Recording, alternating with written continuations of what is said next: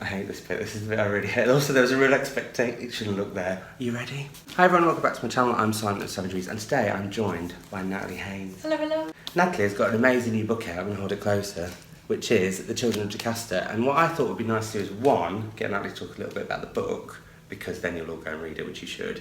But two, talk a little bit about how to get into classics, because, and my mum watches these, which your mum is serious classics. My mum's serious classics. And I'm not, because I was just telling Natalie, and I won't tell you what the twist is, but there's a twist in this book that I didn't see coming, but if I was a classicist I might have possibly. But I wrote it so that people wouldn't see that twist coming. I mean, that was my ambition, because obviously I'm a classicist and it will be read by, has already been read by lots of classicists, and that is brilliant, but it's come to my attention that is not the majority of people. So it actually isn't the subject everyone already did at school. So I'm hoping that it is a surprise. That's what I was aiming for. So you've made my day saying that you didn't realise it and then there was a moment. That's exactly my ambition. I did have a moment. That's also, just to say, this is not promoting Brexit. This isn't ours. Yeah, this came with the room. This is like a prop. Yeah. So we're not. Prop for another thing, yeah, not our thing. Definitely not our thing. What I wanted to ask you, and because we're about to do an event, I should say, so some of these questions may reoccur. That's all right. And the thing is, because I'm quite tired, because I've been on the road for 2 months already for this book, even though it only came out last week, because I had a long, slow build to it coming out. I've got into that stage that I used to have when I was a comedian, and you doubled up a gig, so I did it twice in one night, where you're halfway through a bit and you think, I said this before. And you can feel your whole brain is like, and the audience is like, what's going on? They can sense something's wrong, so who knows what happened. You go, sorry, I was thinking there was something I'd left the iron on. Yeah. That's what it was. It's never going to be that, I haven't got an iron. As you can probably tell from my clothes. But, sorry everyone. Moving away from that, the ironing habits of authors with Simon. What made you choose these myths, is how I'm going to word it? Yeah, it's my version of the Oedipus myth. So Jocasta is the wife of Oedipus. At the start of the most famous version of Oedipus, which is Sophocles' Oedipus the King, we meet Oedipus and Jocasta, his wife, when plague has struck the city.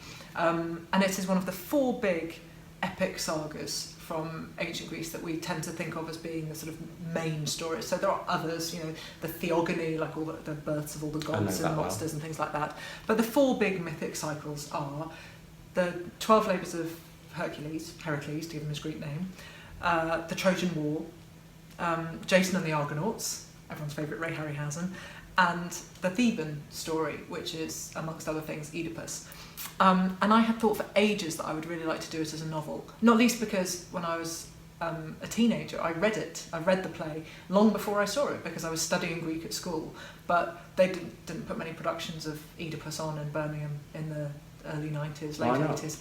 I mean, I say that, of course they might have, but I would have been too busy, kissing a boy, inappropriate boy at that, no doubt, to have noticed. So it always felt to me like a thing that I wanted to write as a book rather than as a performance kind of thing. And only when I actually kind of looked at the play in detail, I knew I wanted to write it from Jocasta's kind of, or at least I knew I wanted to make her the lead.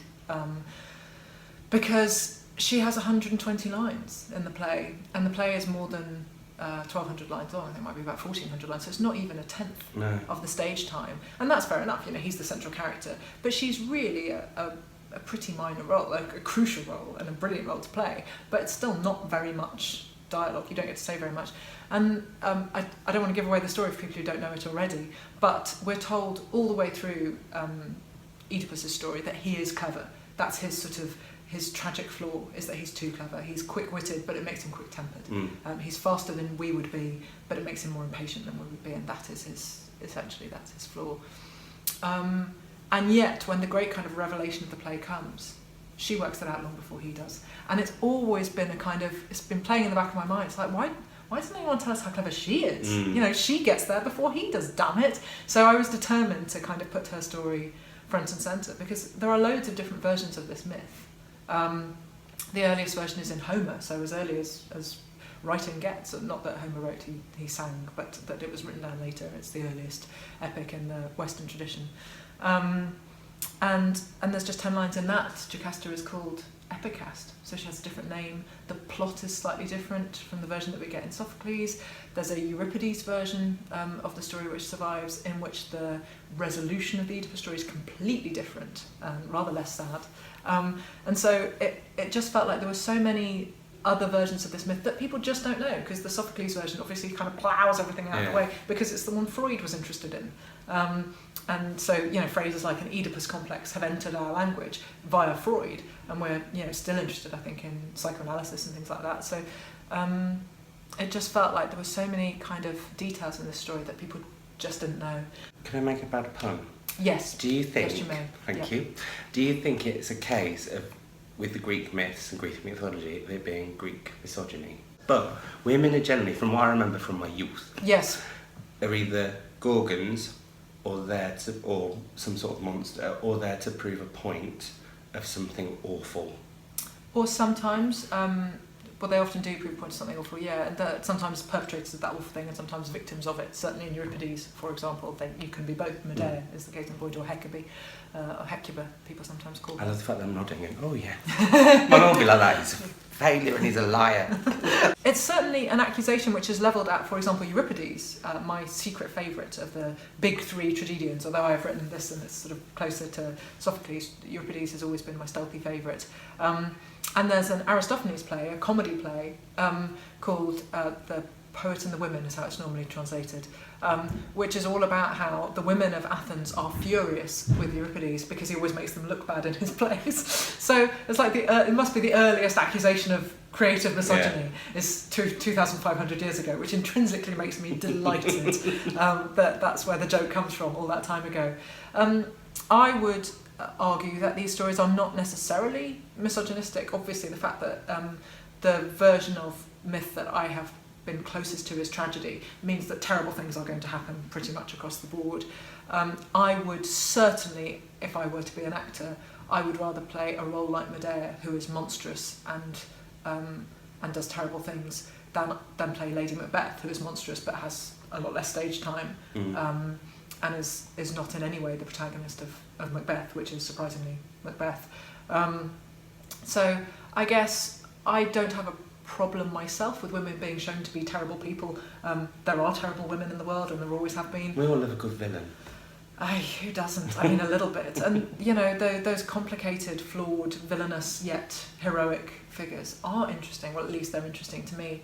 I meant more in a way of because you bring to the fore two women's voices who haven't really been heard so much. So do you feel like unintentionally or intentionally they were silenced, or were they just... It's just the fact that you wanted to write about this? Sometimes it's luck, and sometimes it's I would say probably unconscious sexism. The luck issue is what survives from the ancient world and what doesn't. So, for example, many people have accused the world of classical scholarship in general of being, what is it they say, pale, male and stale. And I understand that, but, for example, there was a great epic tradition of a character called Memnon, in an epic play called an epic poem rather called the Ethiopiad. I think he's an Ethiopian prince. So it didn't have to be pale and male and stale. There was once a black hero who fought at Troy, but that poem didn't survive. Right. And so it's just bad luck Chance. That it's become such a kind of white world, because it certainly wasn't at the time.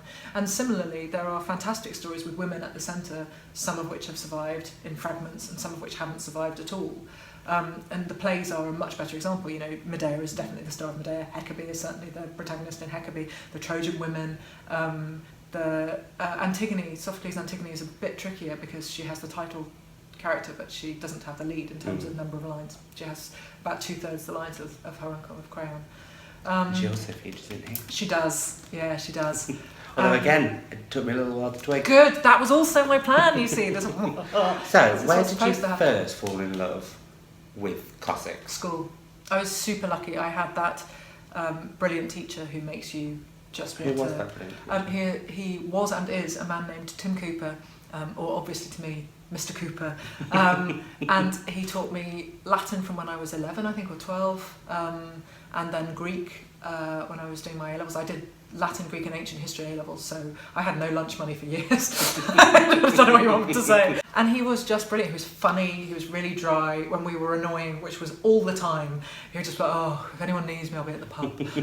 And we adored him. And now, I gave a talk in Birmingham, where I grew up, a few weeks ago, and the current generation of Mr. Cooper's girls, he sent over, he didn't come obviously, but he sent them over to hear me talk at the university, because I went to school near there, and they all turned up afterwards going, hello, we're Mr. Cooper's girls. And I was like, I used to be one of his girls. Like, we know, we are now. It was just adorable, but I was just very lucky, and I had other brilliant teachers as well at school. And then when I went to uni and studied classics, unsurprisingly, with 3 classics A-levels, probably was going to happen,